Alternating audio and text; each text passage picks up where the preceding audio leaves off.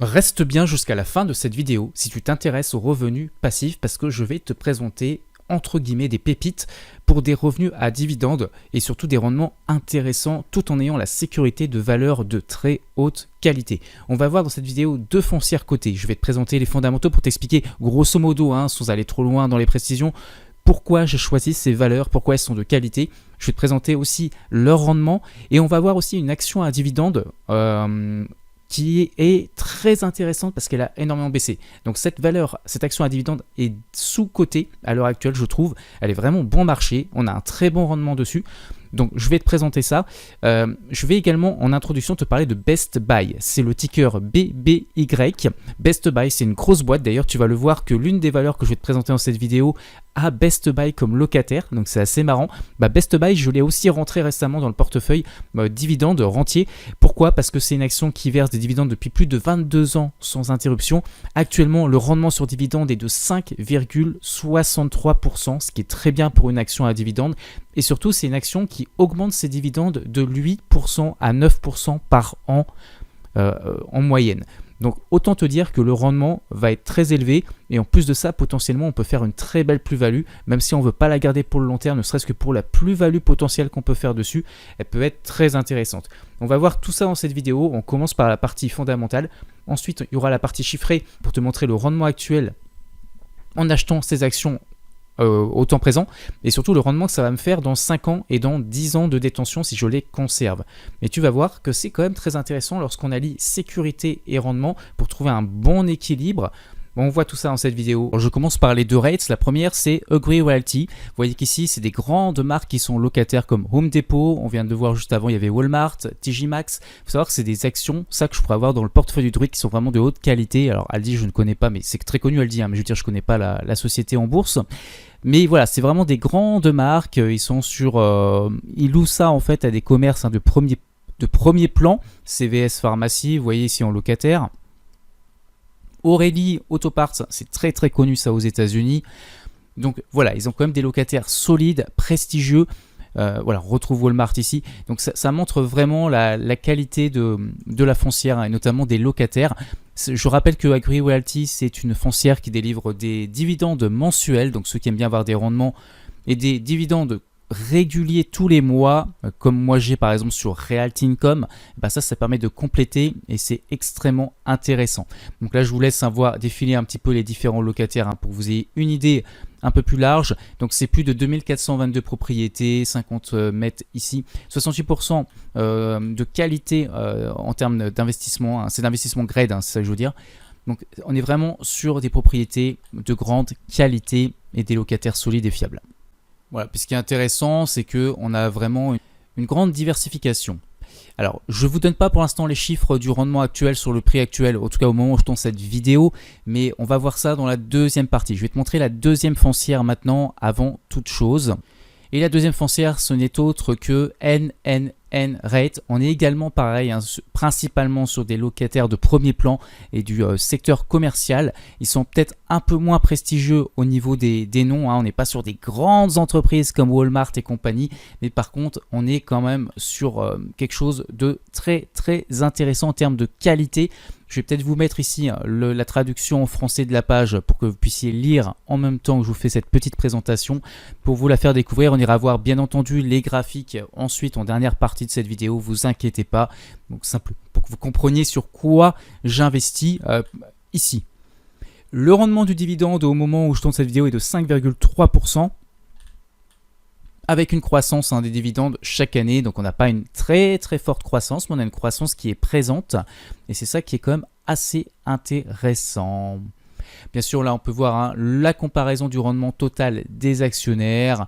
Donc on a les performances sur 1 an, 5 ans, 10 ans, 15 ans, 20 ans et on peut comparer ça par rapport à des index comme celui de Morgan Stanley et compagnie ici et l'indice Nareit Equity. Et ce qui est intéressant de voir, c'est surtout que ici, globalement, c'est plutôt en train de surperformer la plupart des indices ci-dessous.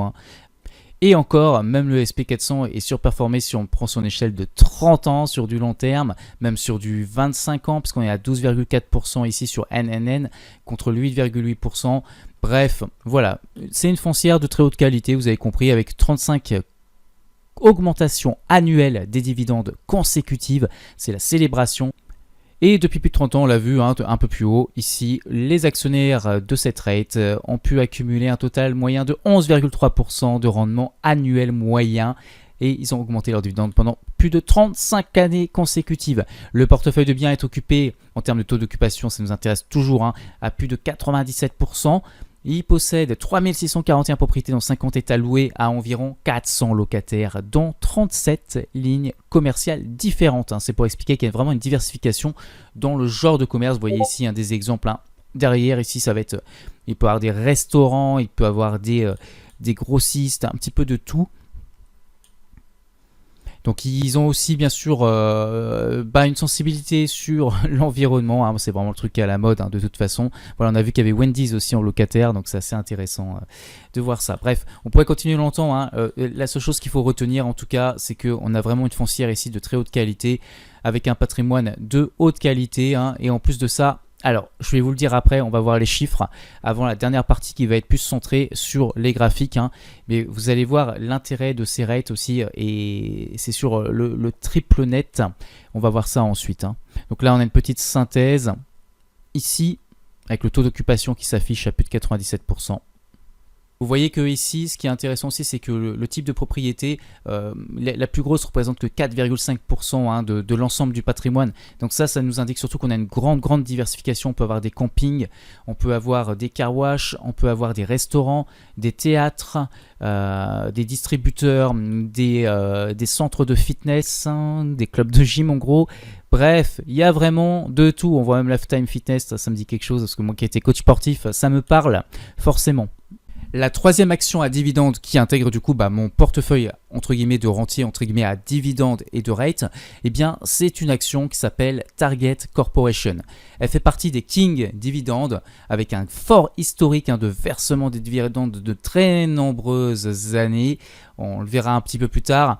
Donc c'est en gros, ils sont entre des entreprises comme Walmart et Costco. Donc on n'est pas sur du luxe, on n'est pas sur complètement de la très grande distribution comme Walmart. On est un petit peu dans un entre-deux. Ils ont leur propre marque et ils ont leurs propres clients. Ils ont une clientèle qui est assez fidélisée et surtout ils ont pas mal baissé en bourse. Donc c'est pour ça que c'est devenu une opportunité intéressante. On le verra également dans la partie chiffrée un petit peu plus loin. La seule chose qui va t'intéresser, c'est peut-être de comprendre qu'est-ce que c'est Target Corporation. C'est en gros quels produits elle commercialise.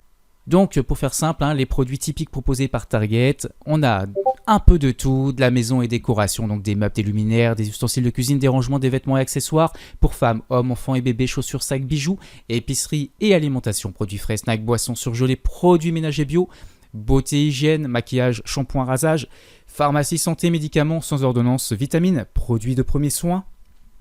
Des vêtements, on trouve vraiment de tout, entretien et nettoyage, détergents, aspirateurs, balais, animaux, nourriture, accessoires pour chiens, chats, petits animaux. Et c'est pour ça que je trouve que c'est comme une société qui est pérenne, qui est solide, parce qu'il y a vraiment une grande diversification dans tout ce qui est commercialisé au sein de cette société.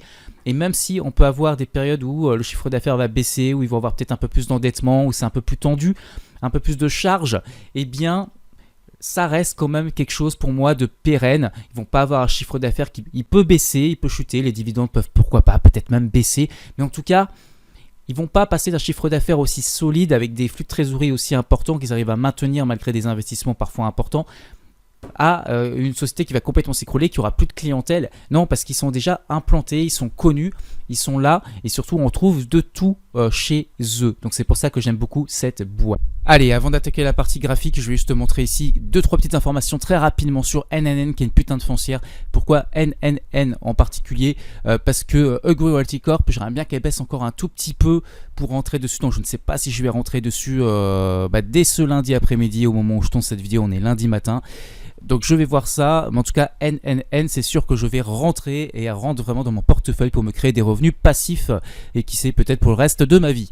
Donc le modèle économique de NNN détient plus de 3500 propriétés commerciales aux États-Unis, essentiellement louées à des enseignes de distribution de proximité, restauration rapide, pharmacie, service, exemple 7-Eleven, Taco Bell, AutoZone, CVS. On a déjà vu ça tout à l'heure.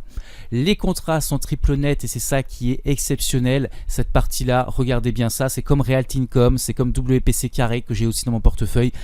Le locataire paye le loyer, la taxe foncière, l'entretien et l'assurance, donc le risque est très faible pour nous en tant que propriétaires du patrimoine. La durée des baux, c'est généralement entre 10 et 20 ans, donc on est vraiment sur des baux à long terme avec des options de renouvellement et indexation annuelle des loyers, donc l'inflation en gros sur les loyers, mais ça c'est génial pour avoir notre rendement qui augmente chaque année. Et surtout s'adapter à l'inflation pour avoir quelque chose de régulier. Alors des gens se demandent si c'est des pressions sur le rétal physique, sur le commerce. Et ben en réalité non, parce que les locataires qu'on a sont essentiels ou résilients. Donc il y a des stations-service par exemple, des chaînes à bas prix, de la santé. Donc c'est peu sensible en fait à l'essor de l'e-commerce, le fameux concurrent depuis le Covid, comparé à des foncières comme Simon Property Group. Et encore, Simon Property Group s'en sort plutôt pas mal.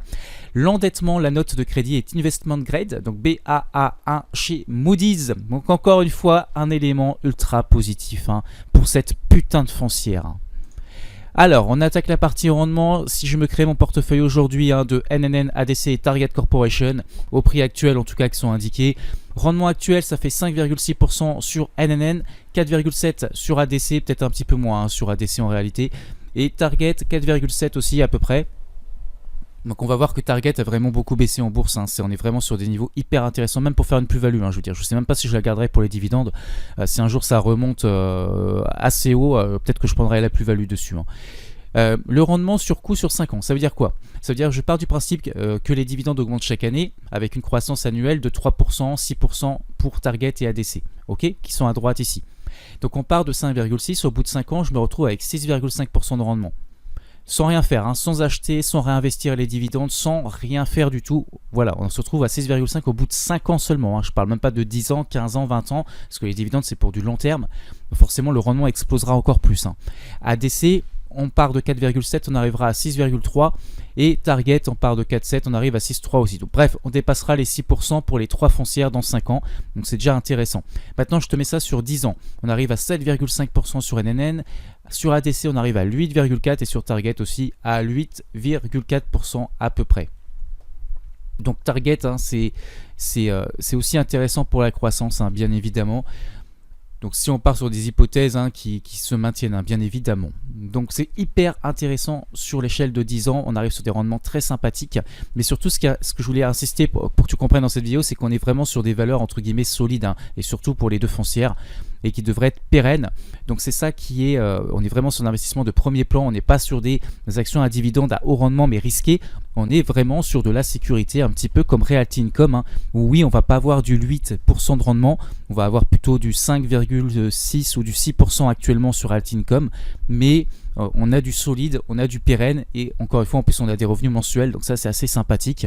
Donc ça me plaît beaucoup, et on peut faire aussi des plus-values bien sûr boursières et immobilières du coup dessus. Alors les graphiques pour voir la situation actuelle, donc on va pas s'attarder trop dessus, juste te montrer un petit peu où est-ce qu'on en est. Donc ADC, tu vois, tu comprends pourquoi je veux pas trop rentrer sur Agree Realty Corp tout de suite, parce que je me dis que là on est dans un range en fait, et peut-être qu'on va baisser encore un tout petit peu. Si je peux gratter quelques pourcentages de moins, eh bien je suis preneur. Je suis pas pressé en fait pour rentrer sur celle-ci, même si j'ai très envie de la voir, mais je vais attendre de voir si ça peut pas baisser un peu aujourd'hui ou demain ou cette semaine pour rentrer dessus.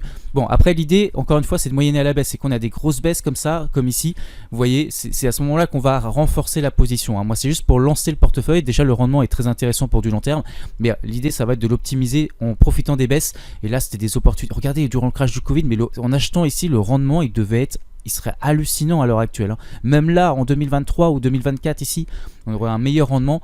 Mais bon, voilà, après, on n'a pas toujours des baisses comme ça non plus. Donc c'est pour ça, il faut garder des liquidités pour moyenner à la baisse sur de valeur. Donc je prendrais une petite ligne si je devais commencer dessus.